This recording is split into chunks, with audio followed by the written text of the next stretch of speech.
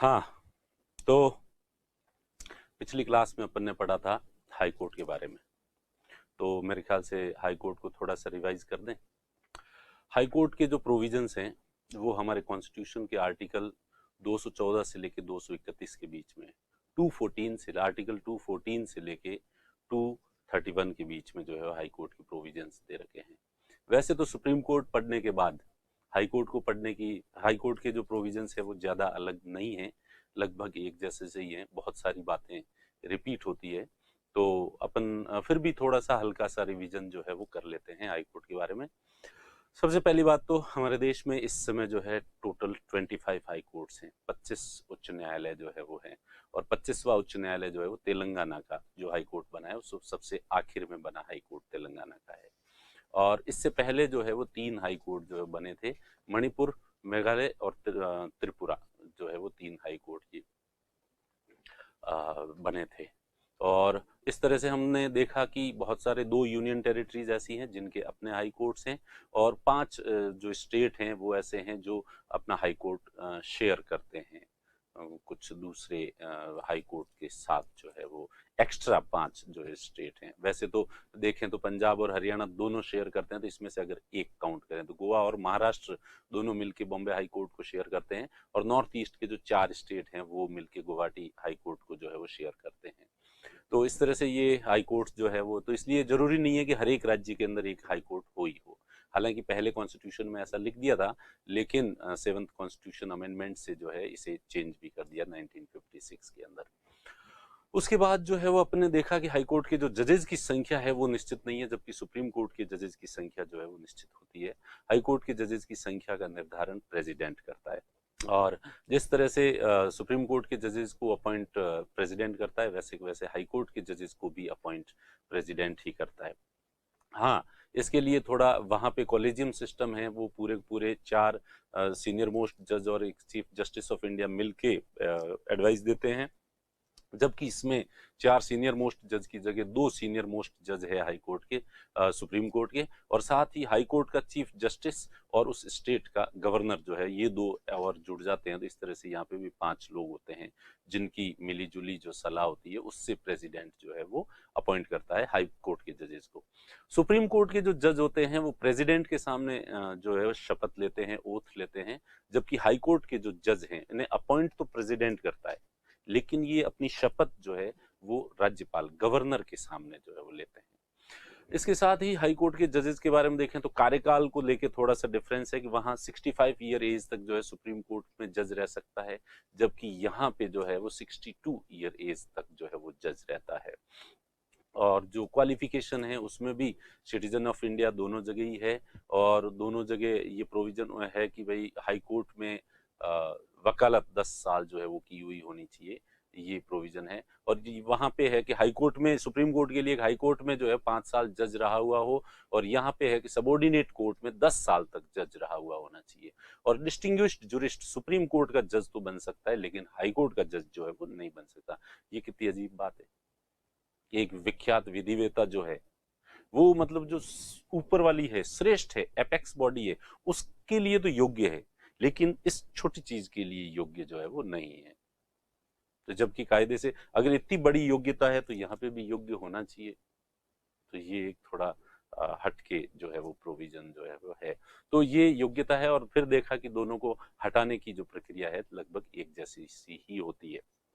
अब work burden अगर बढ़ता है तो सुप्रीम कोर्ट में किसी भी रिटायर्ड जज को जो है वो, सुप्रीम कोर्ट का हो या हाई कोर्ट का रिटायर्ड जज हो, उसे जो है वो अपॉइंट किया जा सकता है अधिकतम 2 साल के लिए। तो वैसे वैसे हाई कोर्ट में भी वर्क बर्डन बढ़ता है, तो हाई कोर्ट का जो चीफ जस्टिस है वो राष्ट्रपति से प्रायर अप्रूवल लेके और रिटायर्ड जज को यहाँ पे अपॉइंट कर सकता है। इसका भी कार्यकाल अधिकतम 2 वर्ष होगा, और ये भी हाई कोर्ट का जज ये डेजिग्नेशन का प्रयोग जो है वो नहीं करेगा। हालांकि उसकी शक्तियां वगैरह बराबर होगी, वेतन बराबर नहीं होगा, वेतन उसके लिए अलग से प्रेसिडेंट जो है वो डिसाइड करता है।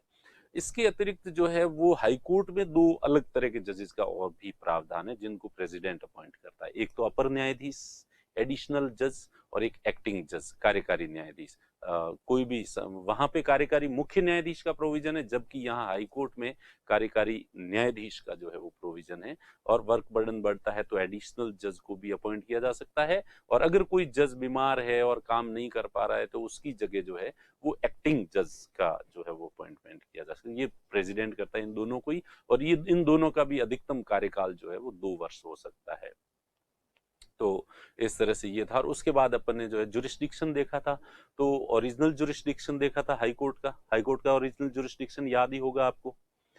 किन किन मामलों में जो है वो आरंभिक अधिकारिता है जो सीधे हाई कोर्ट के द्वारा सुनी जाती है। सबसे पहला तो ये है कि एडमिरलिटी वाले जो जो नौ परिवहन से रिलेटेड जो मैटर्स होते हैं, विवाह से रिलेटेड मैटर होते हैं, तलाक से रिलेटेड मैटर होते हैं, या वसीयत से, विल से रिलेटेड कोई मैटर है, कंपनी कानून से रिलेटेड कोई भी मैटर है, और कंटेम्प्ट ऑफ कोर्ट, तो ये सारी चीजें जिनको सीधा हाई कोर्ट जो है वो सुन सकता है। और इसके साथ ही एमपी, एमएलए, एमएलसी के इलेक्शन से रिलेटेड कोई डिस्प्यूट होते हैं तो वो हाई कोर्ट सुन सकता है। फंडामेंटल राइट्स का वायलेशन होता है तो हाई कोर्ट डायरेक्टली जो है वो सुन सकता है।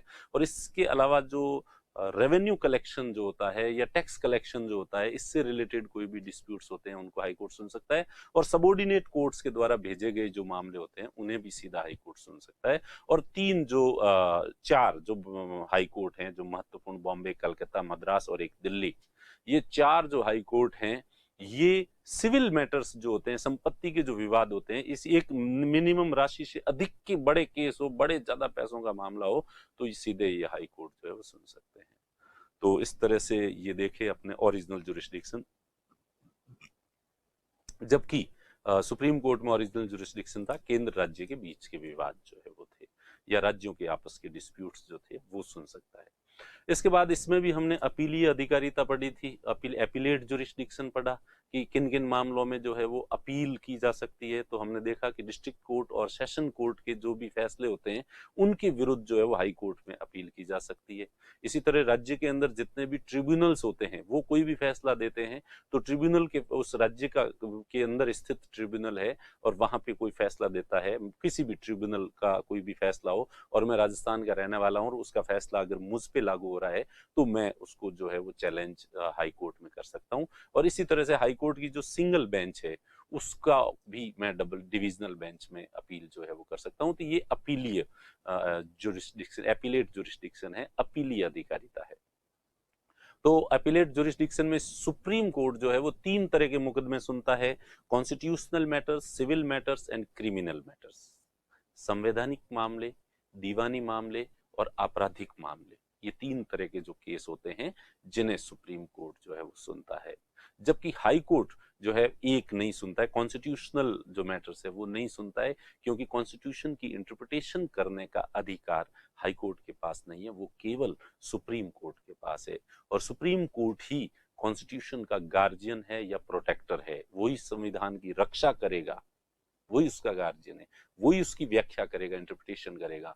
इसलिए इंटरप्रिटेशन से रिलेटेड जो मैटर्स होते हैं वो सुप्रीम कोर्ट में अपील की जा सकती है, हाई कोर्ट में ऐसे मामलों में अपील नहीं की जाती है। तो फिर बचे 2 मामले, सिविल और क्रिमिनल।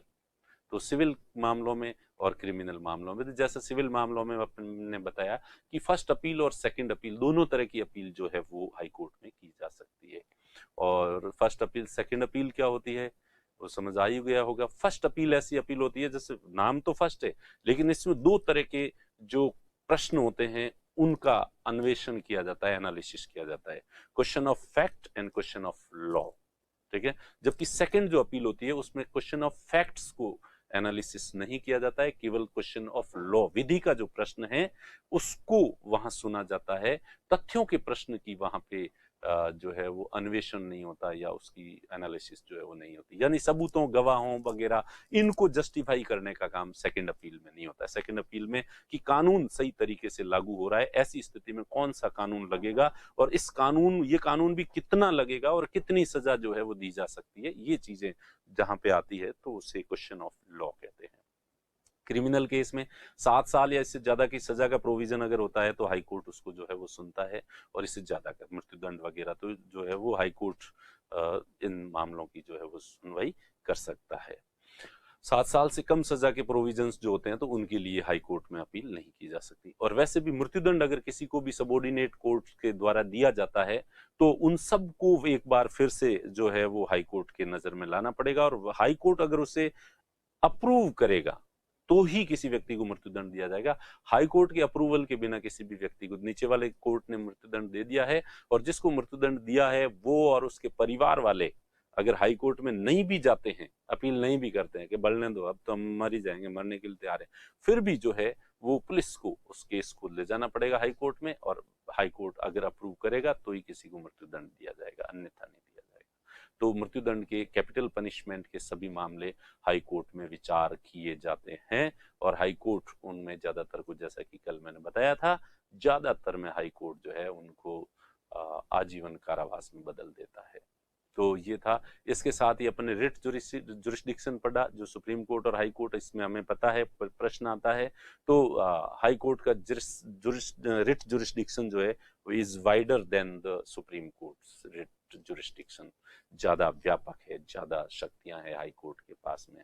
इसी तरह से जुडिशियल रिव्यू की जो बात है वो भी अपन ने पढ़ी कि जिस तरह से सुप्रीम कोर्ट जुडिशियल रिव्यू कर सकता है, लेजिस्लेचर और एग्जीक्यूटिव के जो भी फैसले होते हैं उनकी समीक्षा करके वो सही है या नहीं है, उन्हें सही या गलत घोषित करने का अधिकार जिस तरह से सुप्रीम कोर्ट के पास होता है, वैसे के वैसे हाई कोर्ट के पास भी होता है। सो बहुत सारे, तो सुप्रीम कोर्ट को ये जो अधिकार देते हैं, बहुत ज्यादा आर्टिकल है उनको उसको अधिकार देने वाले, लेकिन हाई कोर्ट को ये अधिकार दो मामलों से मिलते हैं। एक तो आर्टिकल 13(2) 13(2) जो है वो देता है ये अधिकार, और एक आर्टिकल जो 226 है उससे, इन दो जो ये आर्टिकल है ये सुप्रीम हाई कोर्ट को देते हैं। और सुप्रीम कोर्ट वाले तो अपने को पता है, ये 13(2) है, ये 32 है, ये फिर 131, 32, 33, 34, 35, 36, 143, 145, 200, 246, 256, ये इतने सारे आर्टिकल है जो सुप्रीम कोर्ट को जो जुडिशियल रिव्यू की जो है वो शक्ति देते हैं। तो ज्यादा आर्टिकल है जो सुप्रीम कोर्ट को देते हैं। और आपने ये भी देखा कि 42 कॉन्स्टिट्यूशन अमेंडमेंट के द्वारा 42वें संविधान संशोधन, जिसे मिनी कॉन्स्टिट्यूशन कहते हैं, उससे हाई कोर्ट का ये जुडिशियल रिव्यू की शक्ति को छीन लिया गया था। लेकिन 43वें कॉन्स्टिट्यूशन अमेंडमेंट के द्वारा जो पहले वाले बदलाव थे उनको हटा के और फिर से हाई कोर्ट को जुडिशियल रिव्यू की शक्ति दे दी थी। तो इस तरह से अपन ने जो है ये सब चीजें, और इसी तरह से जिस तरह से सुप्रीम कोर्ट अभिलेखीय न्यायालय व न्यायालय की अवमानना, court of record and contempt of court के पावर्स हैं, उसी तरह से हाई कोर्ट का भी कोई अवमानना नहीं कर सकता, और अगर करता है तो उसे दंडित किया जाएगा। तो ये था हाई कोर्ट। एक बार फिर से अपन ने जो है वो रिवीजन कर लिया है, और अब अपन पढ़ते हैं अधीनस्थ न्यायालय, सबऑर्डिनेट कोर्ट्स। ठीक है, अधीनस्थ यानी हाई कोर्ट से भी नीचे जो कोर्ट काम करते हैं। तो जैसे कि यहाँ पे आप देख रहे हैं, देख सकते हैं, ये यहाँ पे हाई कोर्ट है, और हाई कोर्ट से नीचे जो है ये दो तरह के कोर्ट होते हैं, एक तो डिस्ट्रिक्ट कोर्ट और एक सेशन जज कोर्ट। डिस्ट्रिक्ट जज का कोर्ट और सेशन कोर्ट, ये जो साइड है वो सिविल साइड है, सिविल जो कोर्ट होते हैं, और ये है क्रिमिनल साइड, क्रिमिनल आपराधिक मामले। सिविल और आपराधिक मामलों का फर्क वैसे तो मैं कई बार बता चुका हूं, लेकिन एक बार फिर बता देता हूं आप लोगों को कि लड़ाई झगड़ा, लूटपाट, हत्या, बलात्कार, डकैती, किडनैपिंग, ये जितनी भी चीजें होती है अपराध जिससे सीधा सीधा लगता है, तो वो आपराधिक मामले हैं, क्रिमिनल मैटर्स कहलाते हैं। और इसको अगर डिफाइन, अगर एक सेंटेंस में करना हो तो वो होता है कि वह केस जो इंडिविजुअल वर्सेस स्टेट के बीच लड़ा जाता है, व्यक्ति वर्सेस राज्य के बीच लड़ा जाता है। व्यक्ति वर्सेस व्यक्ति नहीं, लड़ाई तो व्यक्ति वर्सेस व्यक्ति होती है, लेकिन डेफिनेशन में कंफ्यूज मत होना। इंडिविजुअल वर्सेस स्टेट जो केस होता है, और ऑथेंटिक डेफिनेशन यही है, लड़ाई झगड़ा लूटपाट ये नहीं। इंडिविजुअल वर्सेस स्टेट, एक व्यक्ति है, एक तरफ लड़ रहा है, उसका वकील है, और दूसरी तरफ राज्य है यानी सरकार है, सरकारी वकील लड़ रहा है। एक तरफ इंडिविजुअल वकील और एक तरफ सरकार की तरफ से सरकार की नौकरी करने वाला वकील लड़ता है, तो उसे जो है वो क्रिमिनल केस कहते हैं। सिविल जो केस होता है, विवाह, तलाक, वसीयत, प्रॉपर्टी का विवाद हो, तो ये चीजें जो होती है ये सिविल कहलाती है। और इसमें दोनों व्यक्ति वर्सेस व्यक्ति, अगर इसको डेफिनेशन दें तो इंडिविजुअल वर्सेस इंडिविजुअल। इसमें दो भाइयों के बीच प्रॉपर्टी का विवाद है तो दोनों भाई जाएंगे कोर्ट में, सरकार को कोई लेना देना नहीं है, वहां तो जज साहब बैठे होंगे और दोनों भाई अपने अपने वकील लेके जाएंगे। मियाँ बीवी के बीच झगड़ा है, तलाक लेना है उनको, दोनों के अपने अपने वकील होंगे, कोई सरकारी वकील नहीं होगा, तो वो होता है सिविल। ये मैं कई बार डिस्कस कर चुका हूँ, इसलिए कुछ लोग बोर हुए होंगे इस बात से, माफी चाहता हूँ। अब क्लास में सभी लोगों का ध्यान रखना पड़ता है, तो इसलिए जल्दी जल्दी भी पढ़ाया है मैंने, ये सारी चीजें रिवीजन भी फटाफट करवाया है, ताकि जिन लोगों को ये लगे टाइम पास हो रहा है उनका भी टाइम का सदुपयोग हो। और वैसे भी कोई भी चीज हो, एक बुक को आपको 4 बार पढ़ना ही पड़ता है, 5 बार, 6 बार, 100 बार पढ़ना ही पड़ता है। तो वैसे वैसे मेरे मुंह से भी अगर ये बातें तीसरी, चौथी, 5वीं बार सुन लोगे तो कोई नुकसान नहीं होगा। हालांकि कुछ लोगों को लगेगा कि टाइम वेस्ट हो रहा है, ये टाइम वेस्ट नहीं हो रहा है, यही टाइम का सबसे अच्छा सदुपयोग है। और पढ़ाई में जितना ज्यादा आप रिवीजन करोगे उतना ही ज्यादा वो पढ़ाई स्टडी फ्रूटफुल होगी। आपकी दिक्कत ये होती है कि आप हर नई चीज जानने की कोशिश करते हो, नया चैप्टर पढ़ने की कोशिश करते हो, पहले जो चीजें पढ़ी हुई है उनको वापस पढ़ने में आपको जोर आता है। और यही कारण है कि फिर आप शिकायत करते हो कि सर हम पढ़ते हैं और भूल जाते हैं। अरे भाई, जो पढ़ा है उसको रिवाइज करो। क्लास में भी कहता था मैं कि आपने जो पढ़ा है, और जिन्होंने नहीं ली है मेरी क्लास उन लोगों के लिए कि मैं क्लास में सबसे ज्यादा एम्फेसाइज इस पे करता हूं कि अगर मुझसे एक गुरु मंत्र लेना है, सिर्फ एक, वैसे तो मैं खूब सारे मंत्र देता रहता हूँ, रोज देता रहता हूँ, लेकिन मुझे लगता है कि उसमें मेरी तरफ से कही गई सबसे जो बेहतरीन बात है जिसे मैं चाहता हूँ कि हर व्यक्ति जो है बहुत सीरियसली ले, और वो है कि रिवीजन करना। रिवीजन करते रहो, रिवीजन करते रहो, और एक बात को एक बार नहीं, 10 बार नहीं, 20 बार नहीं, 100 बार रिवाइज करो। सिस्टमेटिक तरीके से पढ़ो, पढ़ते समय चीजें याद होनी चाहिए आपको, और याद अगर हो गई है प्रॉपर, याद इतनी याद, ऐसा नहीं कि धुंधली धुंधली सी याद हो रही है। कुछ लोग क्या होता है, थोड़ा सा धुंधला धुंधला सा याद होता है और मान लेते हैं मुझे तो पूरा ही याद हो गया, लेकिन ये नहीं होता है। देखो, एक मजदूर होता है, वो दिन के 300 रुपए कमा के भी मस्त हो जाता है और इंतजार भाग के जाता है कहीं 8 न बज जाए, दुकान बंद न हो जाए, इतना खुश हो जाता है।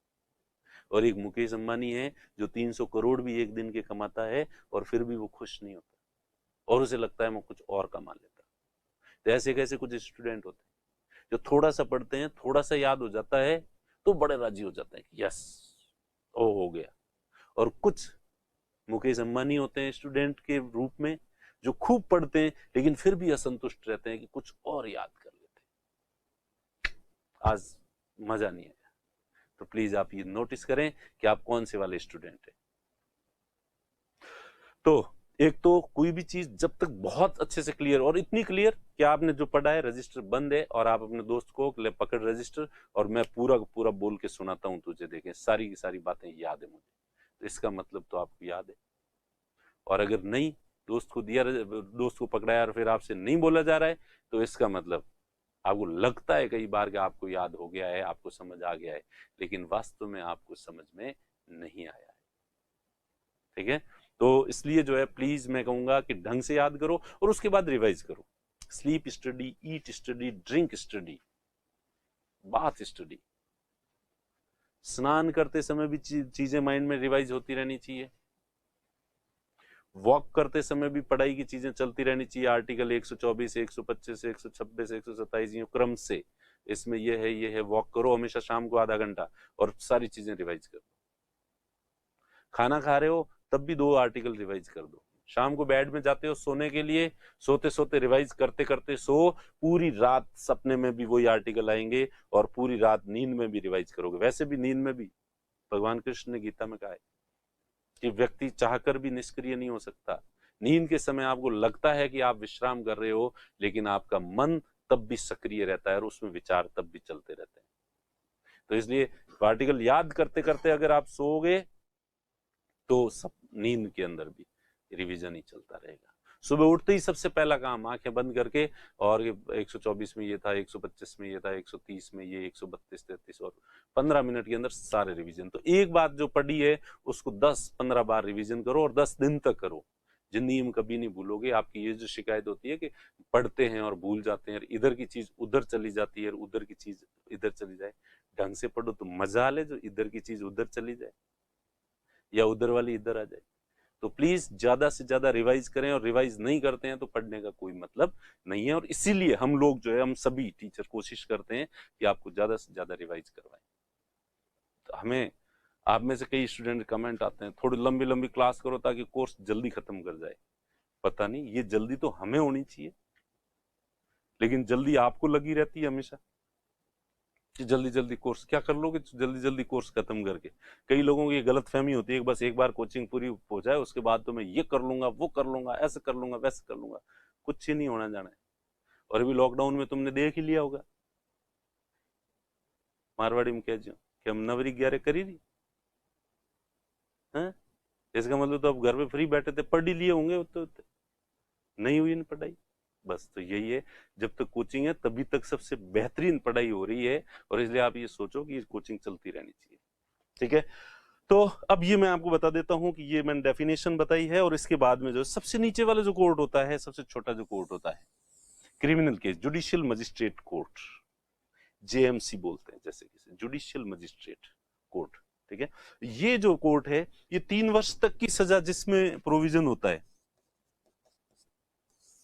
ऐसे ऐसे अपराध जिसमें 3 वर्ष की सजा दी जा सकती है, उसको ये सुन सकता है। इससे ज्यादा सजा वाले मामलों को ये सुन ही नहीं सकता। ठीक है, तो ये जो आपके आरजेएस का एग्जाम जो होता है, राजस्थान जुडिशियल सर्विसेज, वो जो सेलेक्ट होते हैं वो इस कोर्ट में लगते हैं। और इधर मुंसिफ है, ये सबसे नीचे वाला, ये आरजेएस इधर भी लगते हैं और इधर भी लगते हैं।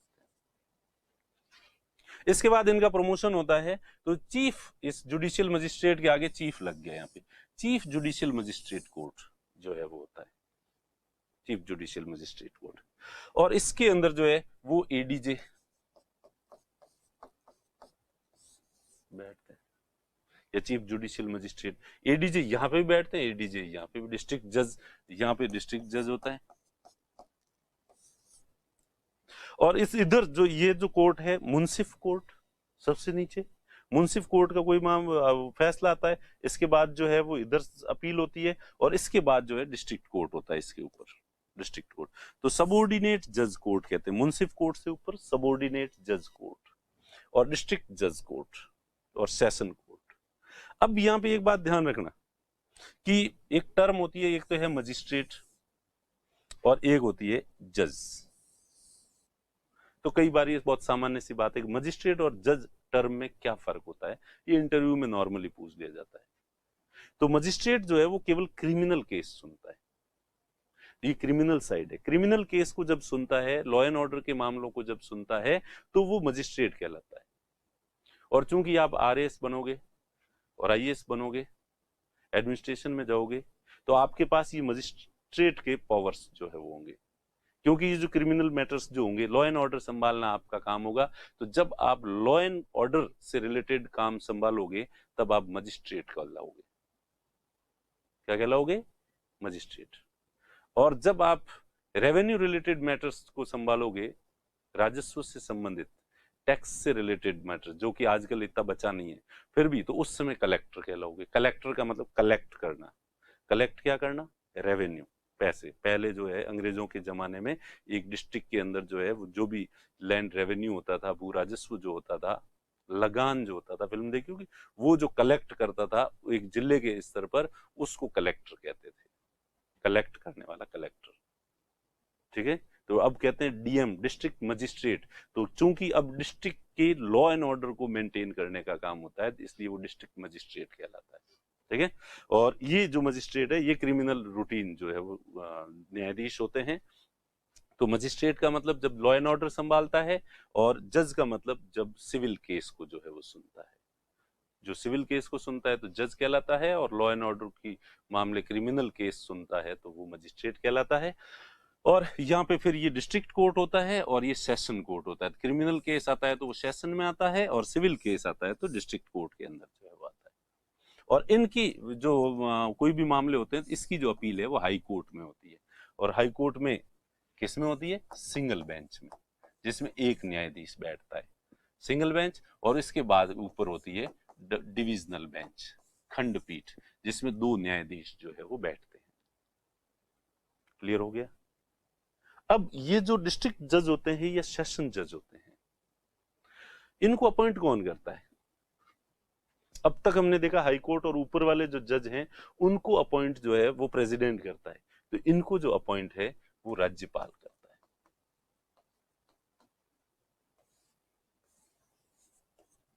अब राज्यपाल करता है तो ऑब्वियस सी बात है, राज्यपाल किससे परामर्श करके करता होगा?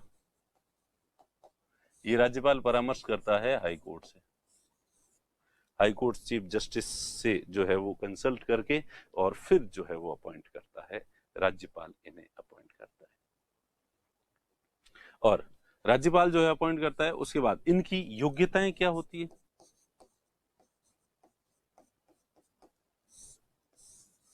या क्वालिफिकेशंस क्या होती है?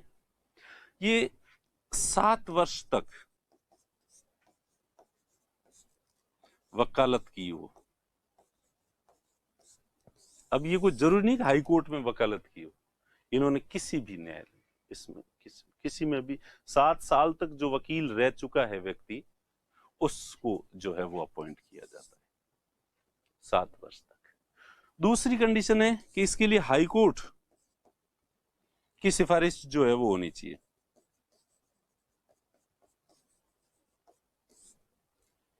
ठीक है, हाई कोर्ट जो है वो रिकमेंड करे कि हाँ ये 7 साल इसको हो चुके हैं, और हाई कोर्ट उसको रिकमेंड करेगा तो राज्यपाल जो है वो अपॉइंट करेगा। दूसरी कंडीशन। तीसरी कंडीशन है सरकारी सेवा में नहीं होना चाहिए वो। आप सरकारी दूसरी किसी सरकारी नौकरी में अगर आप हो तो फिर आपको जो है वो जज नहीं बनाया जाएगा। ये 3 कंडीशंस, सरकारी नौकरी में नहीं होने चाहिए, हाई कोर्ट के द्वारा जो है आपकी रिकमेंडेशन आनी चाहिए, और 7 साल आप वकील जो है वो रह चुके हो।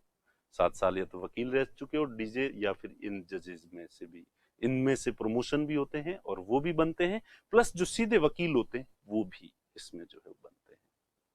और फिर इसका जो एग्जाम है चीफ जुडिशियल मजिस्ट्रेट या एडीजे का एग्जाम, वो भी डायरेक्ट एग्जाम होता है, जो 7 साल की वकालत के बाद दे सकते हैं, या आपके 7 साल यहाँ होते हैं तो भी आप जो है वो दे सकते हैं। और उसके बाद इनका अलग एग्जाम होता है, और इनका इसमें किसी एक्सपीरियंस की जरूरत नहीं है, जबकि ऊपर वाले में एक्सपीरियंस की जरूरत होती है। हालांकि एग्जाम पॉइंट ऑफ व्यू से ये जो सबऑर्डिनेट कोर्ट्स हैं ये इतने ज्यादा महत्वपूर्ण नहीं है। तो ये तो यहाँ पे अपन ने देखा कि ये 3 वर्ष तक की जो सजा होती है, वैसे वाले केस ये सुनते हैं। 7 वर्ष से कम की जो सजा होती है या 7 वर्ष की जो सजा, उनको ये सुनते हैं, चीफ जुडिशियल मजिस्ट्रेट जो होता है वो सुनता है। और इससे ऊपर 7 वर्ष से ज्यादा की जो सजा होती है उनको ये सुनते हैं, जो है सेशन जज जो है वो सुनता है। अब 7 वर्ष से ज्यादा वाली भले ये मृत्युदंड भी दे सकते हैं, कैपिटल पनिशमेंट दे सकते हैं, आजीवन कारावास जो है उसकी सजा ये दे सकते हैं। और फिर ये जो डिस्ट्रिक्ट जज होता है, डीजे जो होता है, ठीक है, तो ये डिस्ट्रिक्ट जज जो है ये बाकी वाले जितने भी कोर्ट होते हैं एक उस में उसको जो है वो निगरानी रखने का काम जो है वो एक डिस्ट्रिक्ट के अंदर बाकी जितने भी जज वो न्यायालय होंगे उनको जो है निगरानी रखना, उसकी देखरेख करना, उसका निरीक्षण करना, ठीक है, उन सब को ध्यान रखने का काम डिस्ट्रिक्ट जज का जो है वो होता है। तो मेरे ख्याल से ये आपने देख लिया, हालांकि ये एग्जाम पॉइंट ऑफ व्यू से इतना महत्वपूर्ण नहीं है। फिर भी देखें, जुडिशियल मजिस्ट्रेट नाम याद कर दें, जुडिशियल मजिस्ट्रेट, मजिस्ट्रेट तो आप खुद ही बनने वाले हो, एसडीएम बनोगे, सब डिविजनल मजिस्ट्रेट, ठीक है। तो एसडीएम जो बनोगे आप, तो आप भी सब डिविजनल एक उपखंड के मजिस्ट्रेट आप होंगे, वहां लॉ एंड ऑर्डर संभालना। Chief judicial magistrate, judicial magistrate, chief judicial, इसके आगे चीफ लग गया है, और डिस्ट्रिक्ट जज या एडीजे यहाँ पे जो है लगते हैं। इधर मुंसिफ और सबऑर्डिनेट जज कोर्ट, मुंसिफ कोर्ट, सबऑर्डिनेट जज कोर्ट, डिस्ट्रिक्ट जज कोर्ट, जज और मजिस्ट्रेट। मेरे ख्याल से ये चीजें क्लियर हो गई है। तो अब अपन जो है वो आगे बढ़ते हैं, और अब अपन पढ़ेंगे ग्राम न्यायालय। ग्राम नाम से ही क्लियर है कि गांवों के अंदर न्यायालय जो है वो स्थापित करना। इसके लिए 2008 में 2008 में इसके लिए जो है एक्ट पास किया था, एक्ट पारित किया गया। ग्राम Nyayalaya act was passed in 2008 और ये एक्ट जो है वो लागू हुआ था अगले साल 2009 में। तो 2009 में ग्राम न्यायालय स्थापित किए गए, ग्राम न्यायालय स्टेब्लिश किए गए। अभी ग्राम न्यायालय का उद्देश्य क्या था? तो ऑब्वियस सी बात है, ये बहुत बेसिक सी बात है, इसको समझने के लिए क्या उद्देश्य रहा होगा कि साहब न्यायालय जो है गांवों के, न्यायालय आपके द्वार होना चाहिए, यानी गांवों तक, एक गांवों में रहने वाले आदमी की पहुंच या एक्सेस न्यायालय तक हो सके। बहुत सारे ऐसे लोग होते हैं कि कौन शहर जाएगा, अगर कोर्ट केस करेंगे तो फिर शहर में जाना पड़ेगा, शहर में तो अपन चीजों को ढंग से जानते ही नहीं है, तो इसलिए गांवों तक ले जाना न्यायालय को, ठीक है। तो साधारण लोगों तक जो है वो न्याय की पहुंच सुनिश्चित करना,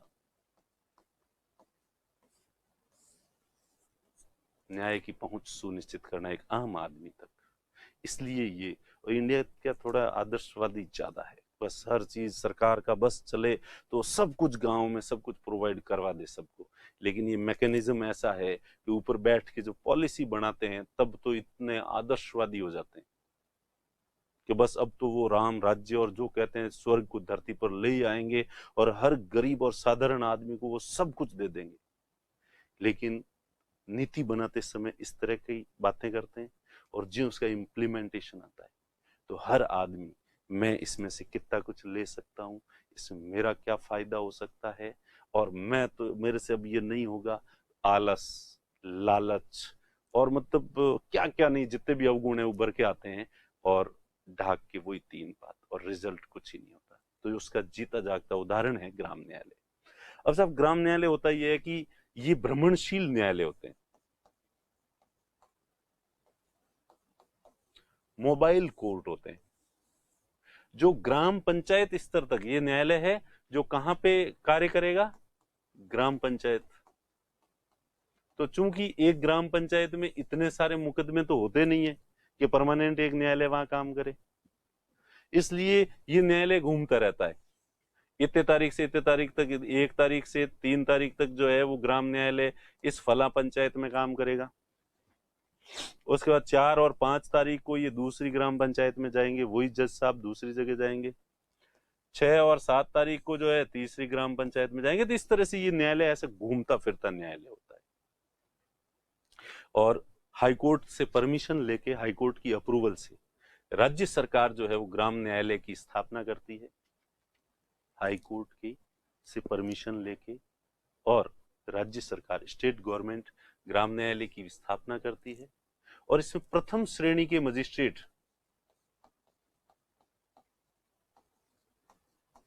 को नियुक्त करती है इसमें, समझ गए। अब ये जो न्यायालय गांव में आएगा, तो अब ये सबसे पहला तो केस है कि ये किस तरह के मुकदमे सुनेगा, सिविल केस या क्रिमिनल केस, आपराधिक मामले। तो ये दोनों प्रकार के मामलों को सुनता है, दोनों प्रकार के केस,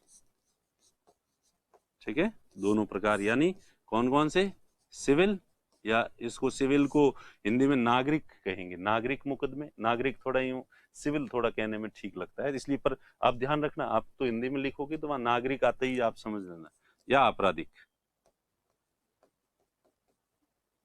दोनों तरह के मामलों को ये सुनता है। फर्स्ट श्रेणी का न्यायाधीश होता है, दोनों तरह के मामलों को सुनता है, और इनको ये होता है कि जो भी है 6 महीने के अंदर अंदर कोई ना कोई फैसला देना पड़ेगा, त्वरित न्याय, फटाफट भी देना होता है।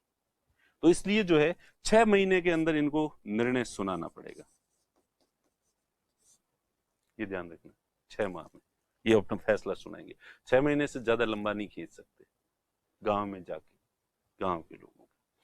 उसके बाद ये जो भी फैसला देते हैं उसके विरुद्ध जो है 1 माह का समय होता है, आप अपील, 1 महीने के अंदर वापस आप अपील, अगर इनके फैसले से संतुष्ट नहीं है, 2 पक्ष है तो एक के पक्ष में दिया होगा, दूसरे के विपक्ष में होगा, तो जो पक्ष इस फैसले से संतुष्ट नहीं है वो पक्ष अपील कर सकता है। अब अपील कौन से वाले न्यायालय में करेगा, चूंकि सिविल है और आपराधिक दोनों है तो मुंसिफ में करेगा, या जो है मजिस्ट्रेट के सामने जो है, जुडिशियल मजिस्ट्रेट के सामने अपील करेगा? नहीं, सबसे नीचे वाले में नहीं करेगा, उससे जो ऊपर है चीफ जुडिशियल मजिस्ट्रेट, और इधर जो है डिस्ट्रिक्ट जज कोर्ट, उसमें भी नहीं करेगा। सीधा सेशन कोर्ट और डिस्ट्रिक्ट कोर्ट जो है वहां पे जो है वो करेगा।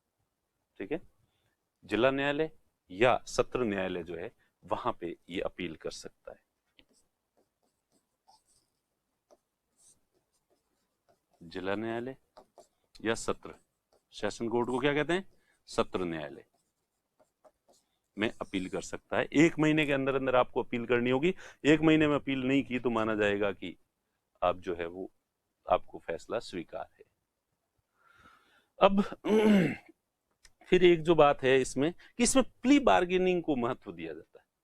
ये कोशिश करते हैं जज साहब और वहां जाके कि अरे भाई क्यों लड़ रहे हो, और आप कोर्ट के बाहर ही आपस में राजीनामा कर लो, और जो ले दे के हिसाब करके कि भाई देख तू पाटे पीड़ वाले थोड़े पैसे दे दे, दवा दारू वाले पैसे दे दे, एक के एक्सीडेंट हो गया, लग गई किसी के, तो भाई दवा दारू वाले, ठीक है, इसमें दवा हाईलाइटेड है, दारू नहीं है, ठीक है, आप में से ज्यादा लोग दारू, तो गाँव में ऐसे कहते हैं दवा दारू वाले जो है पैसे इसको दे दे, तो एक पक्ष दूसरे को दिला दिलू के ऐसे समझौता करवाना, प्ली बार्गेनिंग, यानी समझौते करवाने पर जो है वो बल दिया जाता है।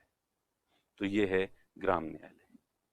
अब ग्राम न्यायालय सफल नहीं हुए, करीब 5000 ग्राम न्यायालय स्थापित करने थे, पर ये कुछ 100 भी स्थापित नहीं हुए। हजारों में स्थापित करने थे, कुछ 100 भी नहीं हुए, और बाद में सरकार को अक्ल आ गई कि अपन कई बार थोड़े ज्यादा आदर्शवादी हो जाते हैं, क्योंकि ये जब हवा में उड़ने लगते हैं ना, तब ये प्रैक्टिकल नहीं सोचते।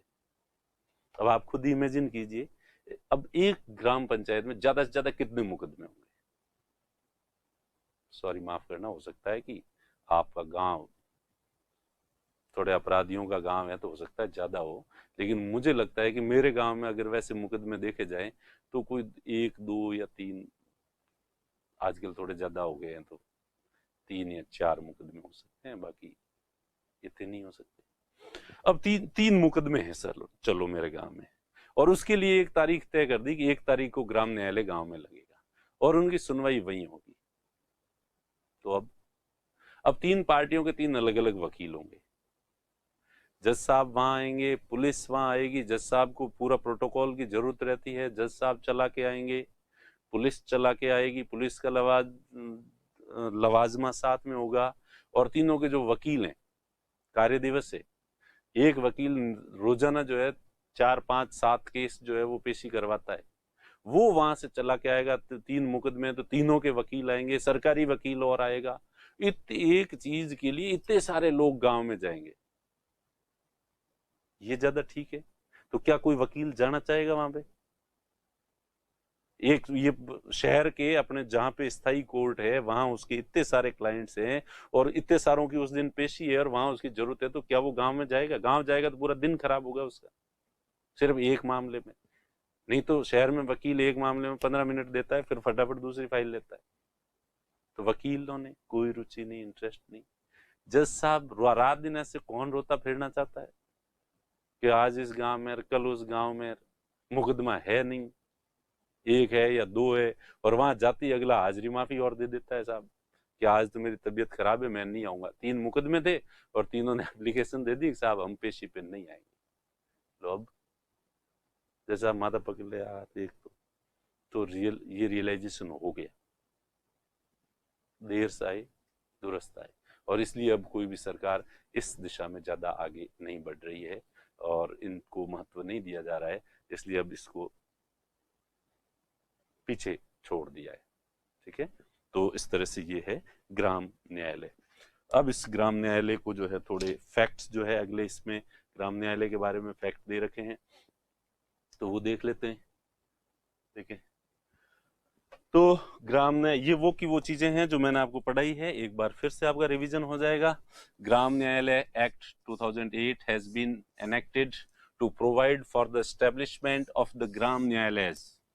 The first Gram Nyayalaya were established in 2009, was established in 2009. These were established for the, ये ग्राम न्यायालय क्यों होते हैं? क्या पर्पज होता है? Purpose of providing access to justice to the citizens at the grass root level. Grass root level पर citizens को जो है वो न्याय दिलाना होता है। Under of the gram Nyayalaya act 2008 it is for the state government. कौन स्टेब्लिश करेगा?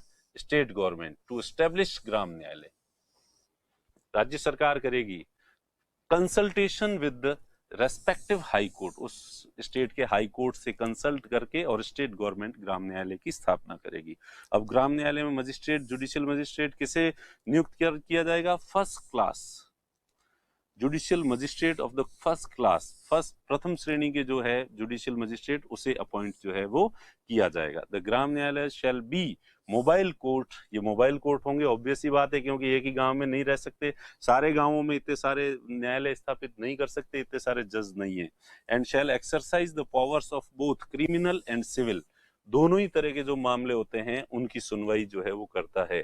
ग्राम Nyayalaya can try criminal cases and civil suits. ठीक है, ग्राम न्यायालय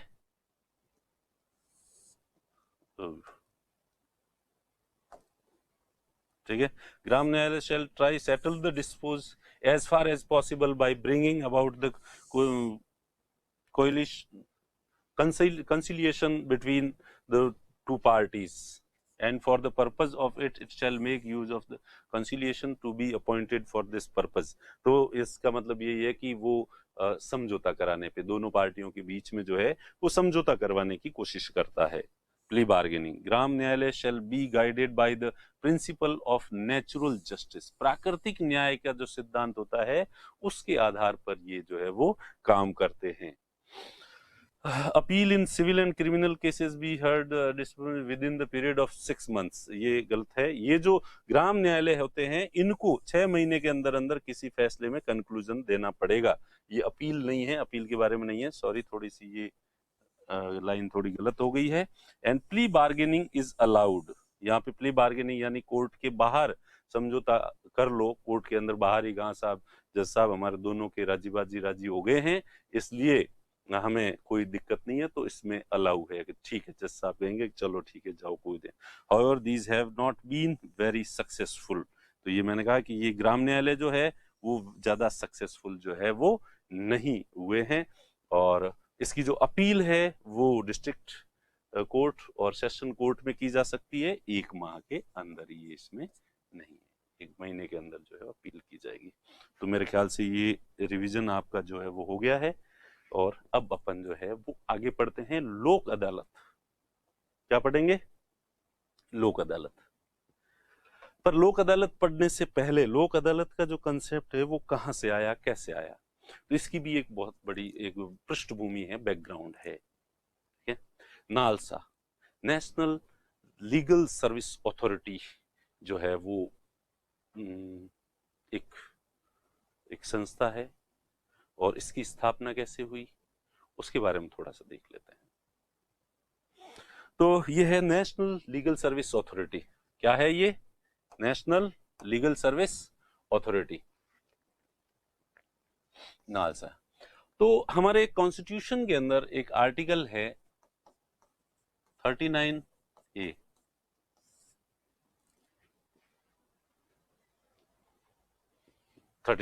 याद आया हो तो करने की कोशिश करो। देखें, equal justice and free legal add, समान न्याय व निशुल्क विधिक सहायता। तो नीति निर्देशक तत्वों में, हालांकि ओरिजिनल कॉन्स्टिट्यूशन में ये नहीं था, और 42वें संविधान, ये जो ही ए लगता है किसी आर्टिकल में कैपिटल ए, तो इसका मतलब समझ लो कि वो बाद में जोड़ा गया है। तो ये 42वें कॉन्स्टिट्यूशन अमेंडमेंट से जोड़ा गया है। तो इसलिए जो है कि जो समाज के गरीब लोग हैं, अब ये आजकल, पहले तो क्या होता था, गांव में पंचायतें होती थी और या तक खाप पंचायतें होती थी, वो बैठ जाते थे वहां, किसी तरह का स्टाम्प या किसी तरह के वकील के पैसे या कुछ ही नहीं लगते थे। गांव के जो पंच होते थे वो बैठ जाते थे और फैसला कर देते थे, और गरीब हो और अमीर हो सबके फैसले वही होते थे। और अब भले हम आज के जमाने में कितनी भी बुराइयां करें उनकी, लेकिन उस जमाने में उनका अपना महत्व था, और उस जमाने को हम आज के हिसाब से जो है वो इवेल्युएट नहीं कर सकते। किसी भी जो ऐतिहासिक घटना है या ऐतिहासिक व्यक्तित्व है या ऐतिहासिक सिद्धांत है, उसको जो मॉडर्न पैरामीटर्स है इसके आधार पर उसका इवैल्यूएशन नहीं किया जा सकता। तो वो उस समय की परिस्थितियां, लेकिन आज चूंकि ये जो जुडिशियल सिस्टम है प्रॉपरली, तो ऐसे में खाप पंचायतों का जो है वो ये पैरेलल, एक ही काम में दो संस्थाएं पैरेलल काम नहीं कर सकती। इनकी कुछ उपयोगिताएं भी है, अभी भी ऐसा नहीं है कि नहीं है, लेकिन फिर भी ये जो हमारे जो रूल ऑफ लॉ है और जो कॉन्स्टिट्यूशन जिस बात की, जिस चीज को जो जो प्रोवाइड करवाता है, तो उससे कंपेयर करें तो थोड़ा खाप पंचायतें वगैरह आज लीगल जो है वो नहीं है। वो कौन होते हैं न्याय करने का, न्याय जो करेगा तो वो न्यायालय करेगा, और जो कानून है उस कानून, आधुनिक कानूनों के आधार पर न्याय किया जाएगा। परंपरागत जो समाज की मान्यताएं हैं उनके आधार पर न्याय नहीं किया जाएगा, तो वो एक अलग चीज है। तो अब चूंकि ये महंगी जो व्यवस्था है, जुडिशियल सिस्टम है, न्याय प्रणाली है, तो इसमें गरीब आदमी जो है अपना वकील नहीं कर सकता, क्योंकि कैसा ही मुकदमा हो आपको अपना वकील करना पड़ेगा, वकील को फीस देने के लिए पैसे आपके पास होना चाहिए। तो ये महसूस किया गया कि गरीब आदमी अपना वकील नहीं कर सकता और अच्छा वकील नहीं कर सकता, और अच्छा वकील नहीं कर सकेगा तो आजकल न्यायालय में जो है वो जितना पावरफुल और जितना मतलब यूं क्या कहते हैं लाइजनिंग रखने वाला वकील होगा आपका, उतना ही जो है वो फैसला आपके पक्ष में आने की संभावना जो है वो बनेगी। सही क्या है गलत क्या है ये इतना महत्वपूर्ण नहीं है, महत्वपूर्ण है कि आपके पास वकील कौन सा है। तो इन चीजों को देखते हुए गरीबों की हेल्प के लिए ये आर्टिकल जो है वो जोड़ा गया, और इस पे सोचा भी गया कि क्या किया जाए। हालांकि इससे पहले जो इस तरह की जो फ्री लीगल एड है, निशुल्क विधिक सहायता है, ये 1944 में ब्रिटेन में इस तरह की बात जो है वो चली थी कि जो कमजोर लोग हैं, गरीब लोग हैं, उनको फ्री लीगल एड जो है वो दी जानी चाहिए, निशुल्क विधिक सहायता दी जानी चाहिए। और 1951 में फ्रांस में भी इस तरह के जो है, फ्रांस वो देश था जिसने सिस्टमेटिक तरीके से पहली बार इस चीज को शुरू किया गया था। और 1976 में 1976 में 42वां संविधान संशोधन किया गया था, और उसमें जो है ये आर्टिकल 39A जो है वो जोड़ा गया था, जिसमें कि गरीब लोगों को निशुल्क विधिक सहायता कैसे उपलब्ध करवाई जाए। इसके लिए 1980 के दशक के शुरुआत में जो है एक सुप्रीम कोर्ट ने एक कमेटी जो है वो गठित की थी, जिसके जज थे PN भगवती।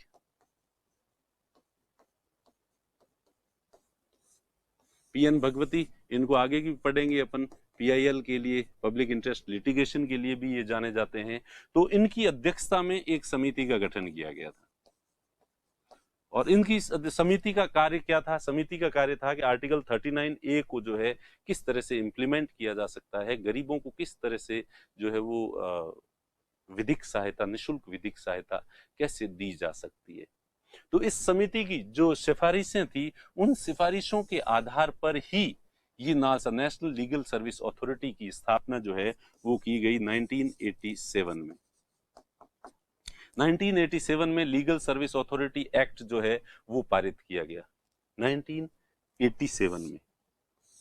ये नेशनल हटा दो इसमें से, और रिमेनिंग लीगल सर्विस अथॉरिटी, और यहां पे एक्ट लिख दो, एक्ट 1987 जो है वो पारित किया। और इस एक्ट के द्वारा ये NALSA, national legal service authority जो है की स्थापना की गई। तो स्थापना कब की गई इसकी, नालसा की?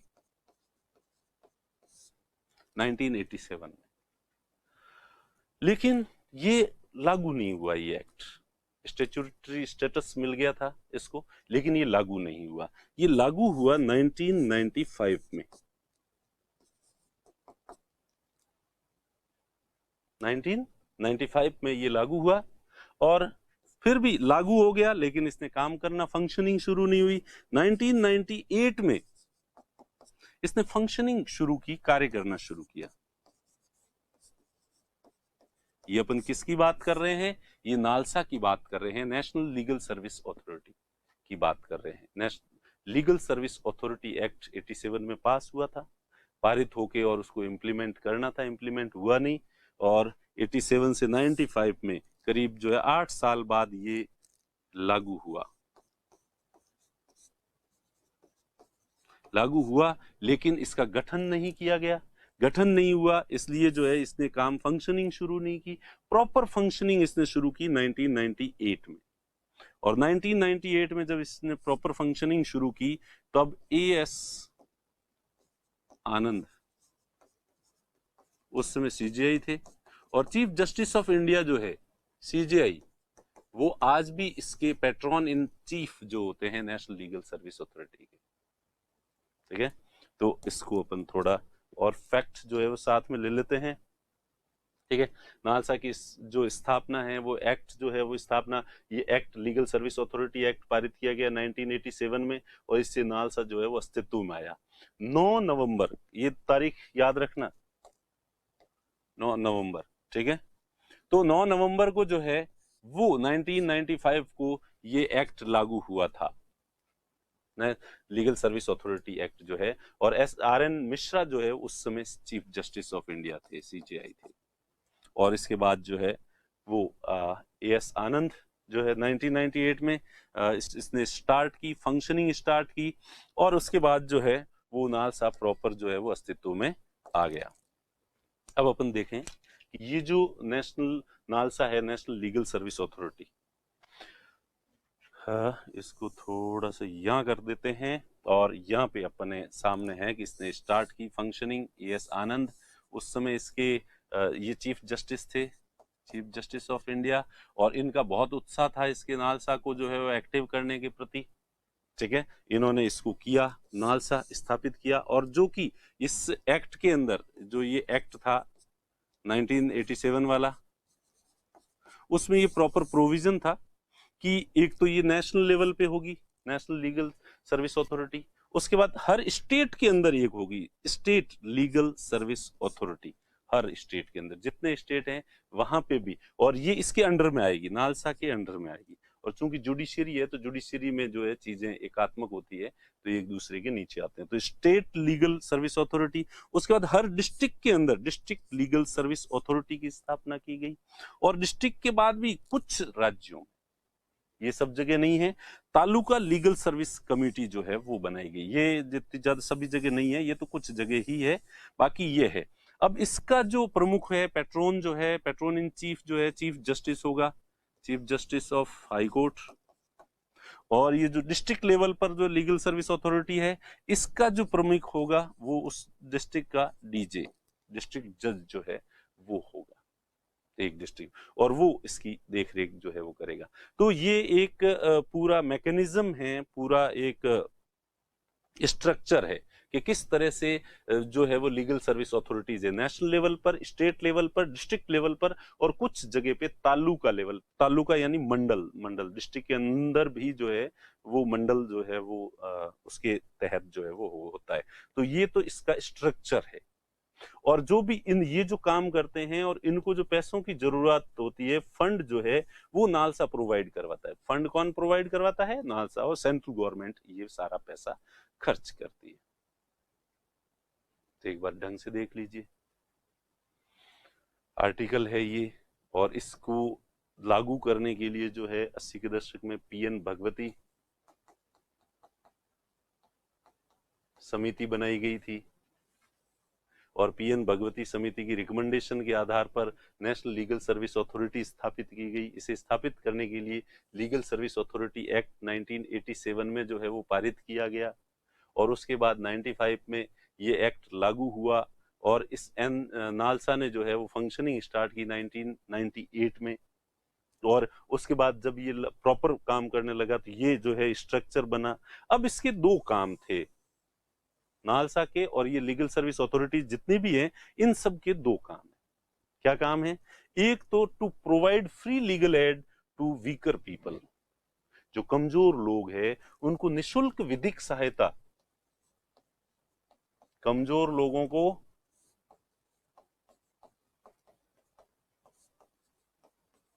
निशुल्क विधिक सहायता देना।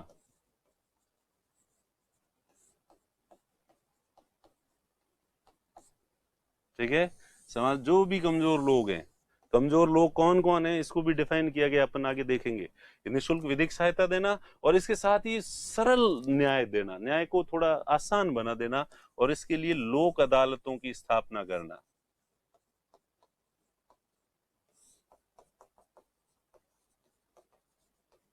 तो इसके दो काम है। कितने काम है? दो काम। नालसा का ये स्ट्रक्चर है, ये इस तरह से स्थापित हुआ था, ये हिस्ट्री है, और इसके दो फंक्शन हैं। सब गरीब लोगों को, कमजोर लोगों को, समाज के जो भी है उनको निशुल्क विधिक सहायता देना, फ्री लीगल एड देना और लोक अदालतों की स्थापना करना। मेरे ख्याल से ये समझ आ गया होगा। नालसा का जो न्यूज़पेपर है न्यायदीप, न्यायदीप, न्याय देने वाला दीपक, याद रखना, ठीक है। ये क्या है? न्यूज़पेपर। अब क्योंकि ये नालसा इस चर्चा में क्यों? क्योंकि यूपीएससी ने इस बार नालसा के लिए जो एक क्वेश्चन पूछा है। हालांकि यूपीएससी का जो क्वेश्चन था वो गलत था, और यूपीएससी भी ऐसी बेवकूफी कर सकता है। क्वेश्चन में ऑप्शन जो है वो सही नहीं थे। तो ये क्वेश्चन था, पता नहीं किसी ने ऑब्जेक्शन रेज किया या नहीं किया, और हो सकता है कि सही हो, लेकिन हमने पूरी रिसर्च कर दी इसके बारे में, लेकिन जो ऑप्शंस दिए थे वो कहीं पे भी नहीं मिल रहे थे, और बहुत कॉन्ट्राडिक्टरी चीजें जो है वो थी उसमें। चलो देखते हैं, देखें आगे क्या क्या है। तो और दूसरा जो है 9 नवंबर, याद रखना, देखें 9 नवंबर लीगल सर्विस डे। 9 नवंबर को लीगल सर्विस डे जो है वो और शायद आप ये सुन रहे होंगे वीडियो, हो सकता है उस दिन 9 नवंबर हो, या एक दिन पहले चला गया होगा, या एक दिन बाद आ जाएगा 9 नवंबर, ठीक है। तो 9 नवंबर को legal service day, legal service provide करवाने का डे जो है वो भी मनाया जाता है हमारे देश में। ये दो तो न्याय देने वाला दीपक है, एक इसका न्यूज़पेपर जो है उसका नाम है, और 9 नवंबर को लीगल सर्विस डे जो है वो मनाया जाता है, और ये दो काम है नालसा के। अब उसके बाद जो है फिर अगले आगे बढ़ते हैं, तो आगे अपन देखेंगे कि ये फ्री लीगल एड जो है वो किसे प्रोवाइड करवाई जाती है, कौन कौन व्यक्ति। तो इसकी व्याख्या बहुत ब्रॉड है, और वैसे अगर सिंपल शब्दों में कहूं तो वैसे तो कोर्ट में कोई भी व्यक्ति चला जाए तो जो है, जो legal state legal service authority है वो सबको ही अनुमति दे देती। थोड़ा सा गरीब बन के चले जाओ कि आप मेरे पास पैसे नहीं है ये तो इसलिए जो है उनको परमिशन दे दी जाती है, ठीक है। अब लेकिन फिर भी जो इस समय एक्सप्लेन किया गया था, SC ST के जो लोग हैं वो सरकार से फ्री लीगल एड प्राप्त करने के हकदार हैं। आर्टिकल 23 तो याद ही होगा आपको, ह्यूमन ट्रैफिकिंग, ठीक है, एनफोर्स्ड लेबर से प्रोटेक्शन देना, मानव का दुर्व्यापार और बलात् श्रम का उल्लेख है, जिसमें कि लोगों की खरीद फरोख्त करना, बेगार करना, या किसी को जो बंधुआ मजदूर रखना, या वेश्यावृत्ति करवाना, ये इस तरह के जितने भी आर्टिकल 23 के तहत कैटेगरी में जितने भी जो लोग आते हैं उन सबको जो है ये फ्री लीगल एड, निःशुल्क विधिक सहायता मिलेगी। यानी कि इनको सरकार अपनी तरफ से वकील प्रोवाइड करवाएगा अगर इनके पास पैसे नहीं है। महिलाएं और बच्चे, चिल्ड्रन, अनसाउंड माइंड यानी मानसिक पागल जो लोग हैं, मानसिक रूप से जो विक्षिप्त लोग हैं, उनको भी जो है फ्री में वकील जो है उपलब्ध कराया जाएगा। ट्रेजेडी अफेक्टेड,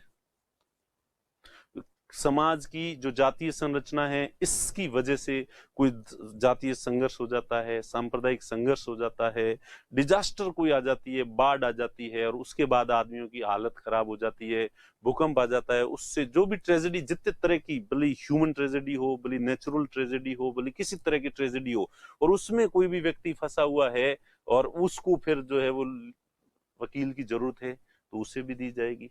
इंडस्ट्रियल वर्कर्स, जो उद्योगों में काम करने वाले वर्कर्स है, कस्टडी में है, अगर कोई आदमी जेल के अंदर ही है तो जेल के अंदर है और उसके पास वकील करने के पैसे नहीं है, और इस वजह से जो कौन तो उसका वकील करे और कौन उसका ध्यान रखे, और इस वजह से वो जो विचाराधीन कैदी है और बिना, सिर्फ इसलिए जेल में है कि उसका कोई जमानत कराने वाला नहीं है, उसके पास वकील नहीं है। तो इस तरह के जो लोग हैं वो, और आय के पैरामीटर्स, आय के पैरामीटर्स में ये स्टेट्स को जो है वो कह दिया गया है कि कितनी आय वालों को आप जो है वो करोगे, और वैसे इसमें 1 लाख रुपए जो है हाई कोर्ट और 1.25 लाख रुपए जो है वो सुप्रीम कोर्ट मैं एक ही पैरामीटर थे। लेकिन अभी जैसा कि मेरे एक वकील दोस्त हैं, उनसे मेरी चर्चा हुई थी उस पे, तो उन्होंने कह दिया कि 5 लाख।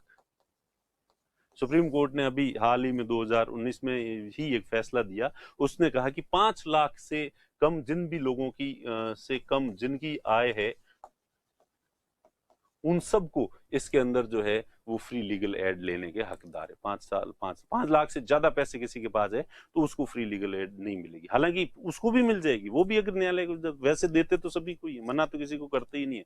ये एक अलग बात है कि ज्यादातर लोगों को ये पता ही नहीं है कि अगर हम वकील खुद का नहीं कर सकते तो सरकार जो है हमें वकील प्रोवाइड करवाएगी। तो ये कैटेगरीज है। और इसमें जो यूपीएससी ने प्रश्न पूछा था, उसमें यही प्रश्न पूछा था कि फ्री लीगल एड प्राप्त करने के हकदार कौन होते हैं, और उन्होंने जो विकल्प दिए थे वो बिल्कुल सूटेबल विकल्प जो है वो नहीं थे इतने ज्यादा।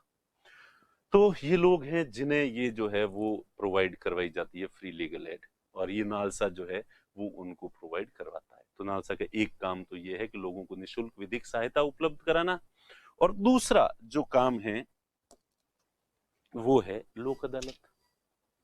ठीक है।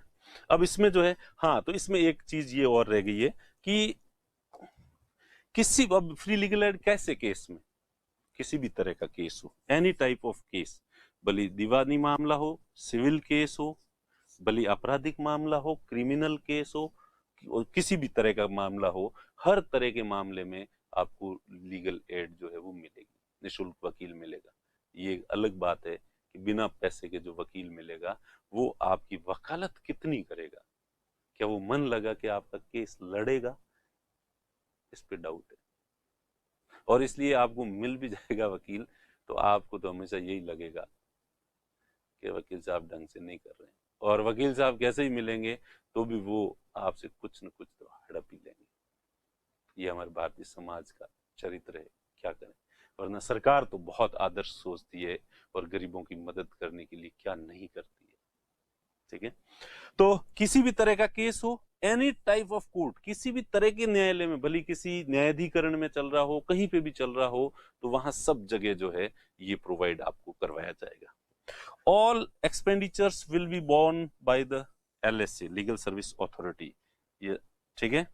तो यानी कि ये जितने भी उसमें जो भी केस, जो भी मुकदमा होगा, उसमें केवल वकील की फीस नहीं, जो स्टाम्प शुल्क लगेगा या और भी कोई जो है किसी तरह का खर्चा, अगर कहीं पे भी कोर्ट में जितने तरह के खर्चे होंगे, आपको एक बार इसके तहत हेल्प मिल गई नालसा से या स्टेट लीगल सर्विस अथॉरिटी से, तो उसके बाद आपकी जेब से आपको 1 रुपया ही नहीं देना है। हाँ, आने जाने का आपको किराया बस में लगेगा, वो आपको जरूर देना है।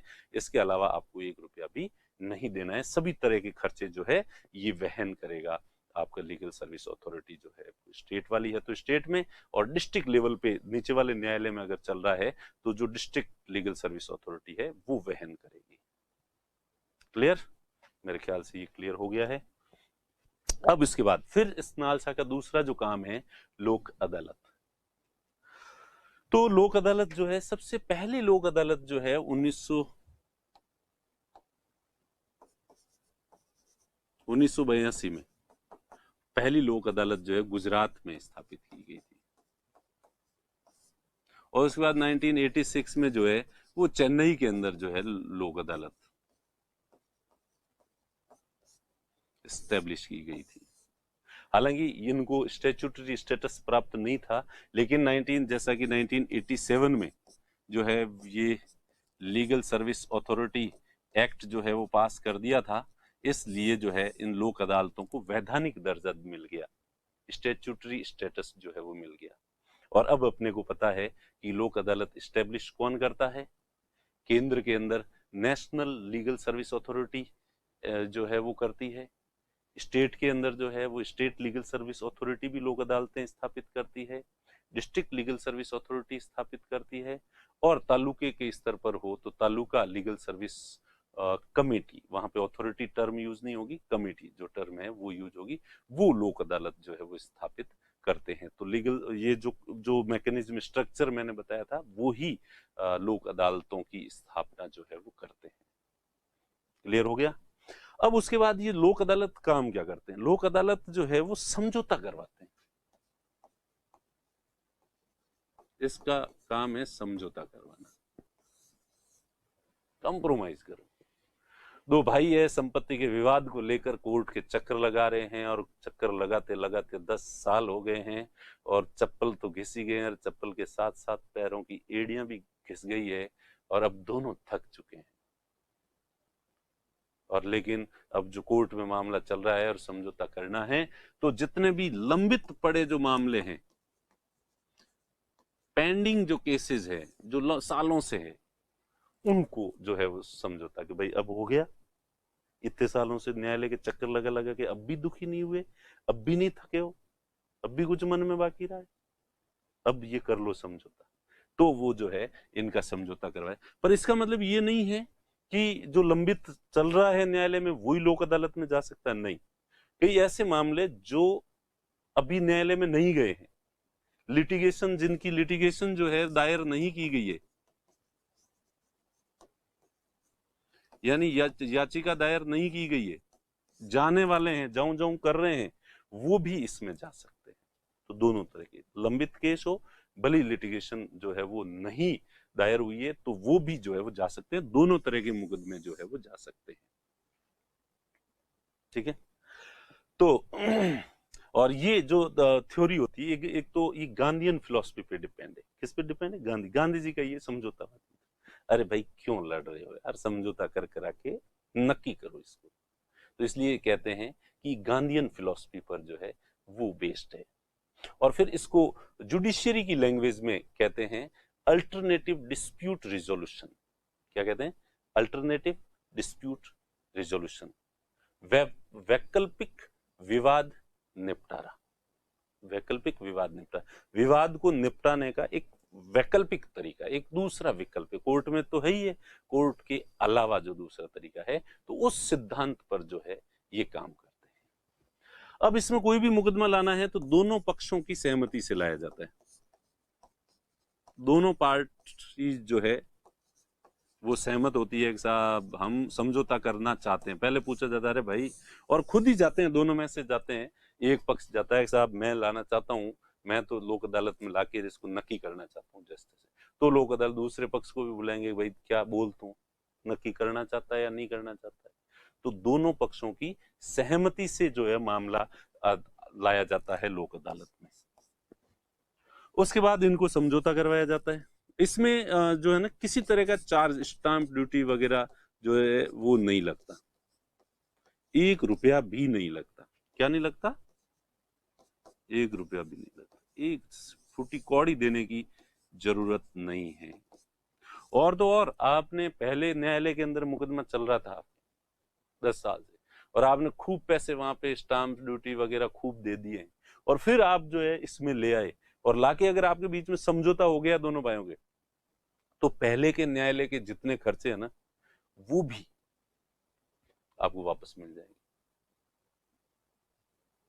यहां तो 1 रुपया ही नहीं लगेगा, साथ के साथ जो पहले खर्च किए ना वो भी वापस मिल जाएंगे आपको। तो ये सुविधा है यहाँ पे। फिर यहाँ वकील वगैरह करने की जरूरत नहीं है, आप खुद ही लड़ लो। वकील को भी कोई पैसे देने की जरूरत नहीं है, समझौता ही तो करना है। मिल बैठ के, तो सामने जज साहब कहेंगे हाँ भाई इतने में राजीनामा ठीक है, हाँ साहब ठीक है, निपटाओ। और फिर सहमति के लिए आ तो गए आप, और आए, और फिर वहां पे आपकी सहमति नहीं बैठी, और एक पार्टी के मार तो ये नहीं बैठे, मैं तो मार नहीं बैठे, ऐसे होते हैं कहीं। तो कोई दिक्कत नहीं, आपके सामने फिर ऑप्शन रहता है, आप समझौता मत करो तो कि मैं तो विड्रॉ कर रहा हूं, मेरे लोक अदालत से मैं विश्वास नहीं है, मेरे कोई समझौता नहीं करना, मैं तो केस लड़ूंगा, तो वापस जाओ कोर्ट में, कोई दिक्कत नहीं, आपके ऊपर कोई रोक नहीं है। ऐसा नहीं है कि आप यहाँ आए हो तो आपको समझौता करना ही पड़ेगा, नहीं, ऐसी भी कोई बाध्यता नहीं। ठीक है, तो वापस आप जो है वो जा सकते हैं कोर्ट के अंदर। और अगर यहाँ पे समझौता कर लिया है, ध्यान रखना, अगर आपके बीच में एग्रीमेंट हो गया है तो उसके बाद मुकर नहीं सकते आप। उसके बाद में कहो कि मुझे अब अपील करनी है कोर्ट के अंदर, नहीं मैं सहमत नहीं हूं, तो नहीं। लोक अदालत में अगर आपने जज साहब के सामने समझौता कर लिया है तो आप अपील नहीं कर सकते बाद में, ये ध्यान रखना। ये, और नहीं समझौता नहीं करना है तो आप जा सकते हो वापस कोर्ट के अंदर। रास्ते हमेशा खुले रहते हैं, लेकिन समझौता करना है और कर भी दिया आपने, दोनों की सहमति से फैसला हो गया, तो लोक अदालत का जो डिसीजन आता है उसके विरुद्ध आप कोर्ट में जाके अपील नहीं कर सकते। और इसमें यह भी ध्यान रखा जाता है कि जो एविडेंस एक्ट वगैरह जो होते हैं ना कि ये सबूत होना चाहिए, ये होना चाहिए, उनमें फ्लेक्सिबल, अरे छोड़ो रे यार, सबूत वबूत जब समझौता करना है तब क्या बात बीच में ये सबूत है साहब वो सबूत है, रहने दो। तो जो कानून लागू किए जाते हैं सामान्यतया न्यायालय में, जो कानून लागू किए जाते हैं वो कानून यहाँ पे जो है वो नहीं माने जाते, वो फ्लेक्सिबल रहता है कोर्ट उसमें कि ठीक है कानून ऐसा कहता है, छोड़ो कोई नहीं, और तुम लोग क्या कहते हो, ये ज्यादा जरूरी है बस। तो जो भी लॉ है उनको जो है फ्लेक्सिबिलिटी होती है उसमें जो है, और उस हिसाब से उनको फ्लेक्सिबिलिटी के साथ यूज में जो है वो लिया जाता है और समझौता करवा दिया जाता है। तो ये है लोक अदालत। अब नॉर्मली लोक अदालत क्यों होती है? जहां सरकार के साथ जो भी आपके डिस्प्यूट्स होते हैं नॉर्मली, अभी इलेक्ट्रिसिटी के बिल जो है ज्यादा है, बैंकों के जो है लोन है, तो उसके लिए लोक अदालत है, जिसमें भी कोई जाता है कि साहब अब किस्तें तो नहीं भरी और पेनल्टियां पेनल्टियां पेनल्टियां लग रही है, और अब तो मेरे से तो इतनी नहीं भरी जाए, तो फिर बैंक और वो दोनों बात सामने सामने बैठ के बिजली बिल को लेके आपके और विवाद हो गए हैं, और भी सरकारी कोई संस्थान है और उसने आप पे पेनल्टियां पेनल्टियां लगा दी है। और मेरे तो खुद के काम पड़ा हुआ है, पहले अपने स्प्रिंग बोर्ड एकेडमी की पार्किंग के बाहर जो है कुछ बाइक्स खड़ी रहती थी, तो नगर निगम वाले जो है वो फोटो खींच के ले जाते और मुकदमा कर देते और कि इतना जुर्माना है, और सीधा जो है नगर निगम वाले खुद ही जो है उसको सीधे लोक अदालत में ही भेज देते कि आप फटाफट इसका जुर्माना भरवाओ और नक्की करो केस को, और फिर जाते और सामने वो सीधा सा होता कि ये 5,000 10,000 रुपए जो है आप जुर्माना भर दो और फैसला लोक अदालत में फैसला। तो सरकारी जो विभाग होते हैं और उसमें सरकार जो भी आप पे जुर्माने वगैरह लगाती है और उसके बाद नहीं भरो तो पेनल्टियों की बजाय जो सीधा के भाई हाथों हाथ एक ही पेशी के अंदर आपका फैसला रफा दफा हो जाता है। तो गवर्नमेंट के जितने भी डिपार्टमेंट्स होते हैं तो वो परमानेंट लोक अदालत होती है, PLA जो परमानेंट स्थापित कर रखी है। स्टेट जो लीगल सर्विस अथॉरिटी है, इसने सरकार के जितने भी डिपार्टमेंट हैं उन सब में जो है परमानेंट लोक अदालतें जो स्थापित कर रखी है, और उनमें जो भी जुर्माने वगैरह होते हैं हाथों हाथ जो निपटारे कर दिए जाते हैं। तो ये सामान्यतः लोक अदालतें, खूब सारी लोक अदालतें हैं, आपके काम पड़ा नहीं है इसलिए आपको ये टर्म थोड़ी नई और ये चीजें ऐसी लग रही होगी। ठीक है, तो ये थी लोक अदालत। तो इस लोक अदालत जो है इसको आगे वापस अपन देख लेते हैं। देखें अगले पेज के अंदर अपने सामने पूरी लोक अदालत की जो है थ्योरी ये आ जाएगी। ठीक है, 1982 में जो है वो पहली बार लोक अदालत जो है वो बनी थी, ये गुजरात के अंदर हुई थी। ठीक है, इस इंस्टीट्यूशन लोक अदालत को जो स्टैट्यूटरी स्टेटस यानी लीगल जो स्टेटस है वो 1987 में मिला। ये based on Gandhian philosophy, Gandhi ji की फिलॉसफी पे ये आधारित है। अल्टरनेटिव डिस्प्यूट रिजोल्यूशन का जो सिद्धांत है उस पर आधारित है। किस सिद्धांत पर आधारित है? Alternative dispute resolution. ठीक है, ऑब्जेक्टिव क्या है इसका लोक अदालत का?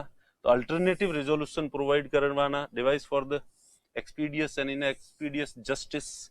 ठीक है, हाँ ये देखना कि लोक अदालत में सिविल केस नॉर्म सामान्यतः लोक अदालत जो है वो सिविल केसेस के लिए होती है, पर कंपाउंडेबल जो क्रिमिनल केस होते हैं, कंपाउंडेबल क्रिमिनल केस यानी नॉर्मल से क्रिमिनल केस जिसमें आपस में समझौते की गुंजाइश होती है, जिनमें आपस में छोटा मोटा लड़ाई झगड़ा या ऐसी कोई चोरी वगैरह हो गई है या ऐसे दुखी छेड़छाड़ दुखी करना किसी को, या इस तरह के जो केस होते हैं कंपाउंडेबल ऑफेंसेस जिनको कहते हैं, जिसमें दोनों पक्षों के बीच में सहमति की गुंजाइश होती है और सहमत हो जाते हैं, दवा दारू वाले पैसे जो ले देखे तो वैसे वाले वो दोनों ही तरह के। तो इसलिए लोक अदालतें सिविल और क्रिमिनल दोनों तरह के केस सुनती है, आपको ये जो है वो ध्यान रखना है। ठीक है, when both parties are agree, दोनों पक्ष जो एग्री होते हैं तो there is no kind of stamp और फीस, कोई भी फीस वगैरह जो है वो नहीं लगती है। Both parties are brought to an agreement, agreement किया जाता है। ठीक है, और can not be challenged in any court, किसी भी कोर्ट में इसको चैलेंज जो है वो नहीं किया जा सकता। ओके, तो इस तरह से ये था लोक अदालत, अपने पढ़ ली ये सारी बातें मैंने वैसे बताई दी थी आपको। और इसके बाद जो है अगला है प्ली बार्गेनिंग। बस ये लास्ट है। कुछ लोगों को लग रहा होगा, वैसे तो तुम्हें पता ही है कि वीडियो कितने मिनट का है, इसलिए ये वो क्लास तो है नहीं कि सर कितने बजे छोड़ेंगे। वीडियो मिनट तुम्हें पहले से ही दिखते हैं, इसलिए तुम्हें पता है कि ये खत्म होने वाला है। तो इसलिए प्लीज ये लास्ट है, इसलिए इसको भी थोड़ा ढंग से। प्ली बार्गेनिंग का मतलब होता है न्यायालय के बाहर ही आपस में राजी बाजी समझौता कर लेना, न्यायालय के बाहर ही आपस में समझौता कर लेना।